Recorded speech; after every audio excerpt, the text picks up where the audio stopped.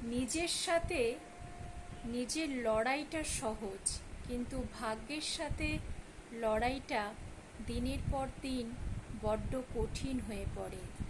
নিজের অদম্য মনের শক্তির জোরে হয়তো অনেকটা পথ এগিয়ে যাওয়া যায়, ভাগ্যের পরিহাসকে বিদ্রূপ দেখিয়ে হয়তো জীবনের অনেকটা পথের সীমানাকে পার হওয়া যায়।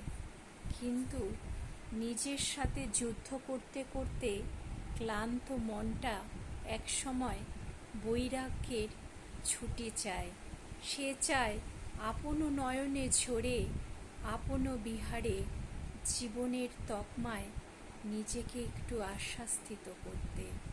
নিজের সাথে নিজের লড়াই হয়তো জীবন বিমুখে কিছুটা হলেও সহজ, কিন্তু ভাগ্যের সাথে সেই পরিহাসকে নিয়ে লড়াই দিনের পর দিন যেন কঠিনতর হয়ে ওঠে।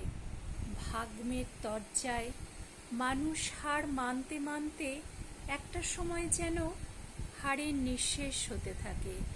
জীবনের হৃৎস্পন্দন যেন থেমে যায়, তবু মানুষ জয়ী হতে চায়। আশাতীত সাফল্য মানুষের জীবনের জয় জয়কার আনে, কিন্তু এই সাফল্য একদিনে তো আসে না। মানুষকে এর জন্য প্রতিনিয়ত কঠিন থেকে কঠিনতর পরিশ্রম করতে হয়। জীবনের এক ক্ষেত্রপটে তাকিয়ে থাকতে থাকতে জীবনের তর্জমাকেই মানুষ একটা সময় ভুল করে বসে। হঠাৎ করে ভাগ্যের পরিহাসে আঁকা সেই কেন্দ্রবিন্দু স্থল থেকে নিজের সাথে নিজের লড়াইটা হয়তো আরও সহজ হয়ে ওঠে তখন। কিন্তু মানুষ একটা সময়ের পর দীর্ঘ ক্লান্ত জীবনের পরিহাসে নিজের সাথে লড়াই করতে যতটা সহজ পথ মনে হয়েছিল, ভাগ্যের লড়াইয়ের ক্ষণস্থায়ী এক কেন্দ্রস্থলে নিজে হার মেনে বসে। জীবন হারিয়ে যায় কোনো এক দোটানায় আশা নিরাশার নিরিখে। তবুও মানুষের পথ চলা শেষ হয় না, পথ যে অগন্তি। মানুষ চলতে চায় পথের সীমানাকে কেন্দ্র করে, আশা ভরসার স্থল হয়ে। যুবকাষ্ঠে যুবরা বলি হয়, জীবন একটা সময় হয়তো থেমে থাকে না।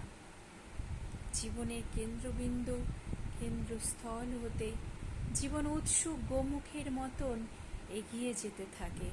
তবু ভাগ্যের পরিহাসের এক ঘন ঘটায় মানুষ হার মানতে থাকে।